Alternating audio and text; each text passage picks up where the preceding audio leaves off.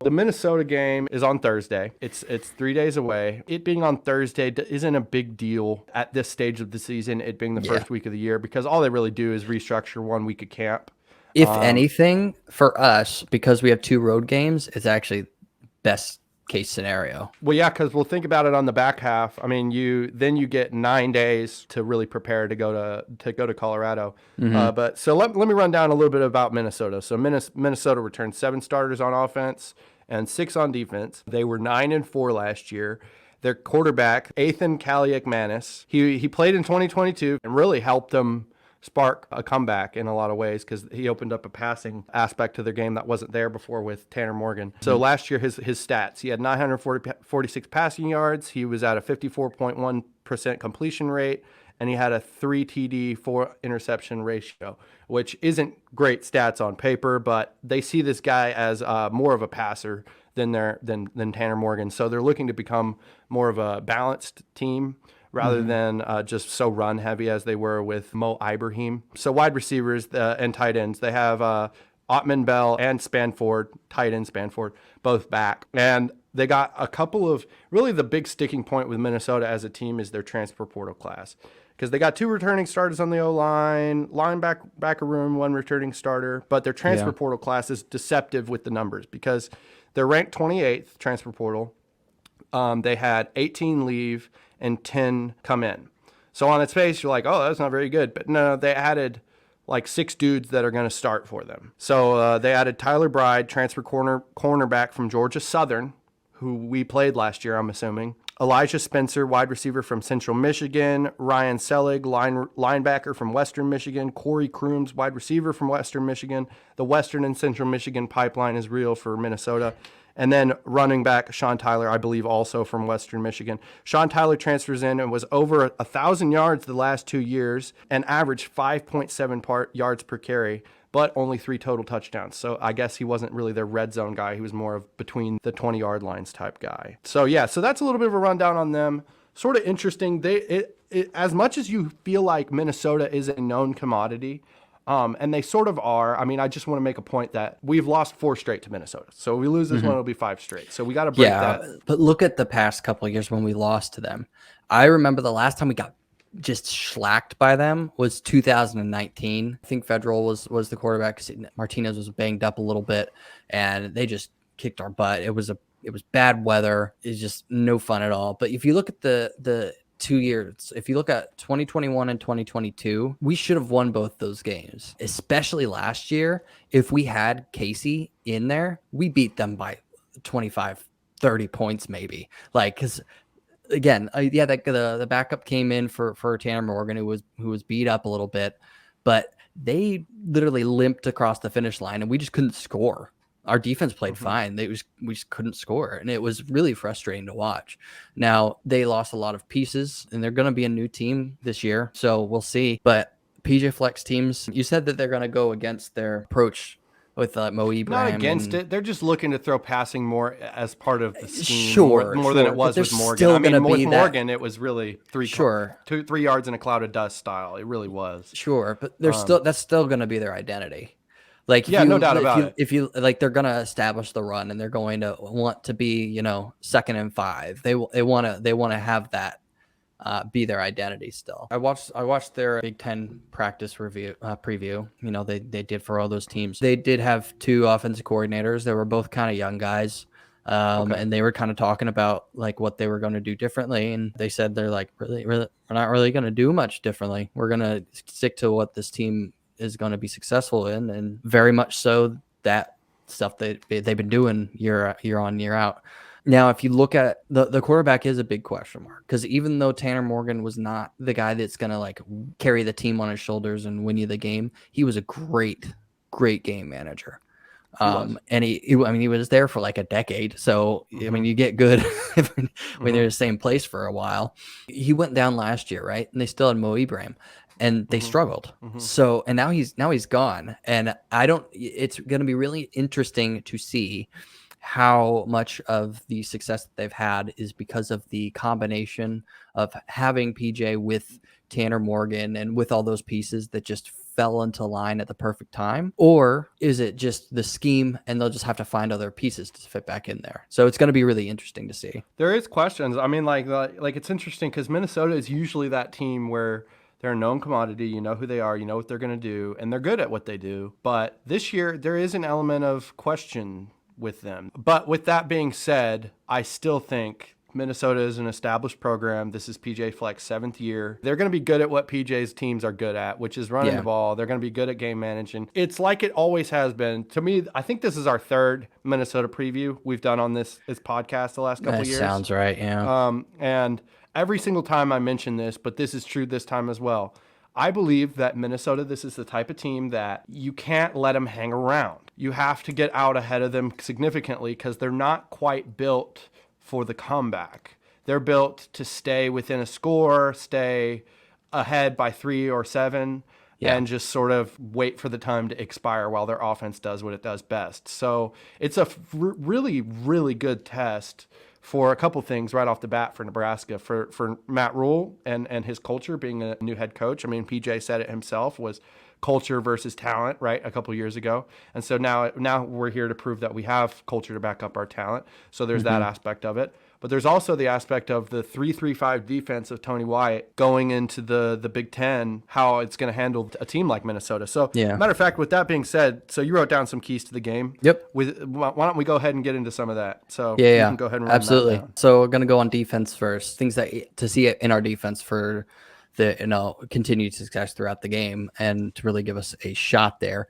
And one of them is really simple: control the line of scrimmage so you can really limit the run. So if you dominate that line of scrimmage, you're going to blow up some plays that, they're trying to establish, especially early. Get them in those situations where they have to throw the ball. Make the inexperienced new quarterback, make him beat you, basically. So another thing is, holding them to 3rd and longs. Again, some of these are really hard, especially the first game when you don't know this player needs to do this, they need to do this better from what they did last week. But just in general, I mean, if you hold a Minnesota team to 3rd and long, they're going to have trouble. That's what they did so well last year. They were in 3rd and long situations. They weren't able to get ahead of the sticks a lot, and they just don't have the scheme and the culture to really make up for that in the past. Who knows what they look like now? And on those 3rd and long situations, that's exactly where one of the big defensive factors will come into play for me, which is the 3-3-5, how different it is from what Minnesota's used to playing against in the Big Ten. In those 3rd and long situations, that's really where that could shine for us, with them mixing it up in the blitzing and getting people opportunities to get sacks in those situations. So, sorry, go ahead. Literally, that's all I have on the defense, because defense is pretty easy. You do those 2 things, you're going to have a good day. If we control the line of scrimmage, our defensive backs are great. They can handle the pass. I believe that. But we got to control the line of scrimmage, so I agree with that. Have to. 100%. So we go to offense now. Again, one of the things that has really hurt Nebraska the past couple of years is not having a run game. So I have the first little tick there. We have to establish the run, because establishing the run, having a threat in the backfield, whoever that might be, if they're perceived as a threat, that opens up your entire playbook. That lets you do some really schemy type plays where they're breaking down on the run because you've had that, and then you just dump it over the top. There's a lot you can do. If we establish that run early, then we're gonna be all even if we good. Just showing them we have it. That's all we got to do. Just show them we have it. Yeah, and then another thing that has been really, really bad on us the past couple of years that I just don't want to see, even though we'll see some of it. It's the first game. It's inevitable, but turnovers and penalties. The offense has to not shoot themselves in the foot. It's really frustrating to watch just the team and, have the same issues again and again and again, because how to address them. Don't throw interceptions, don't fumble, and don't false start. Don't have offensive penalties. The procedural errors. Yeah, you want to really cut down on those. And to Rule's credit, he's very much so hard on that stuff. So we'll see how that translates. Then, if we've done the past 2 things that I mentioned, Sims has to have enough time to throw the ball. It can't be like last year with Casey, because a quarterback can only play like that for so long. And not every quarterback is Adrian Martinez that can kind of supplement for some of that stuff and still be able to throw the ball, because Casey wasn't. Casey did a great job back there as much as he got hit. Mm-hmm. But Sims has to be clean. He just does. From all intents and purposes, yes, he got better from his time at Georgia Tech and everything. But if you've watched enough tape on him, he started to make some poor decisions with bad line play. And again, not at the level, but being a former quarterback, I 100%, because it's just one more thing you're thinking about. Like, okay, I'm going to get hit if after a 1, 2, 3, I don't have it. I need to do something. It's a panic that just is instilled. It's really nothing you can do about it. So keeping him clean and giving him enough time to pass is going to be, another tick for us. The last thing I have is, especially first games of the season, every team is looking to make a statement and, start off on a good note, right? So like last year in Ireland, we were winning, we had all this lead, and then the time was really crunching and we kicked the onside kick. That was an unforced error. We weren't just taking what they gave us. We were trying to take more. We were trying to get more. And you got greedy. So just take what the other team gives us. Just what Minnesota gives us, take it. If they're going to let us run, then run. Don't try to outsmart the coaching if it's really obvious to what they're doing. So as long as somebody's not trying to play hero ball, there are very few players in both professional and collegiate ball that can play hero ball and not turn out poorly. Because when you're just trying to take the entire team on your shoulders, there's very few people that can do that. Most of the time, you just end up making an unforced error eventually.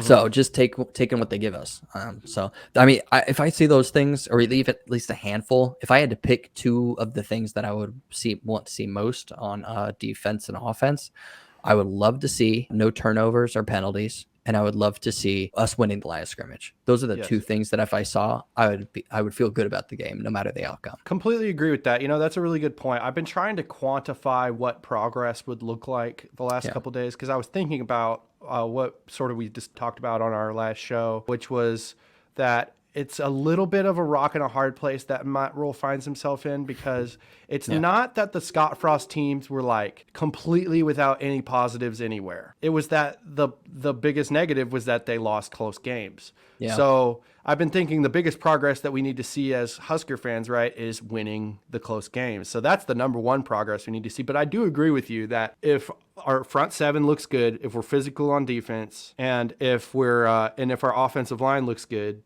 if we're winning the battles in the trenches, I'll be fine with no matter outcome, because that will show progress. But with that being said, if those things happen, I think we win the game. I really do.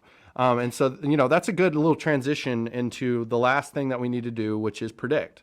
So the game's on Thursday at 7:00. The spread, last I checked, is 7.5. Minnesota's a 7.5 point favorite. So I don't know. We just did our season predictions a couple days ago. Yeah. And it's funny because it's like you want to stick to what you said 3 days ago, but now that we're getting a little closer to the game, I might change what my prediction is. As far as spread, I think it's a lock that Nebraska is going to cover the spread. I really do. I think it's going to be a close game. I think it'll be within a touchdown. If we do all those things, the keys that you said, I don't know, with it being 3-3-5, a 3-3-5 defense, that throws a little wrinkle of confusion in there for Minnesota. They'll adjust, but Matt Rhule has just preached over and over again this offseason about that he wants to be a fourth quarter team, that the fourth quarter is when he wants to be playing the best. And so I think he's really going to have an opportunity to prove that. And I just have a feeling that Nebraska is going to pull this off, and that our next show is going to be a fun one. So I'm gonna say that Nebraska, I don't know what the score will be, maybe like 24-21. I think it's a lock they cover the spread, of course, but I think they win by like 3. Like it's a close game, 24-21, something like that. 24-21. All right. So for all the reasons you said, yes, fourth quarter team and all that. I mean, I've said all I want to see from Nebraska, all I expect to see from Minnesota. Unfortunately, I do think it's new coaching staff, new players, really playing for the first time together. They've bought in, and we're going to see that they're going to be a better team. But I do have us losing 21-17. 21-17. Okay. Yeah. It's harder the closer it gets. It's really hard not to buy in, especially when you just love everything that Matt Rhule says. And he just says the right things all the time. And you just want him. You want to play for him. So it's like, I can only imagine what his players are doing. And from all accounts, they've worked their butts off. And Yes. I really want this team to do well. Let me just say this to get us a little hype. I was watching a podcast like 2 or 3 months ago, and Luke Gifford was on their show, older brother of Isaac Gifford, of course. And Isaac earned a single digit, earned a black shirt. He's a lot of people's pick for like the star of this defense. He's a stoic guy. So if he says something like this, then it's like, dang, okay. So Isaac reached out to Luke and was like, just out of nowhere, and was like, I'd run through a wall for Coach Rule. And Luke had never heard his brother say something like that. Like he just doesn't really get into the emotional aspect of it. But with that being said, if Isaac Gifford's bought in and those dudes have the mentality of running through a wall for their coach and everybody's pulling in the same direction, man, we've been close with Minnesota every year. Yes, this could be 5 straight, but we've been close with them every time. It's just been the little things. So if those things are truly fixed, honestly, we can win this game and make it look relatively easy. I'm not saying Minnesota's not tough and they're not a good opponent, but what I am saying is the talent is here, and if the culture is here too, like PJ Fleck said, he will then have prophesied what Nebraska will look like when it all comes together. And I don't know. I just think that we're better than them as a we're better than them. We're better than them. We're just better than them. Okay. It's time to prove that we're better than them.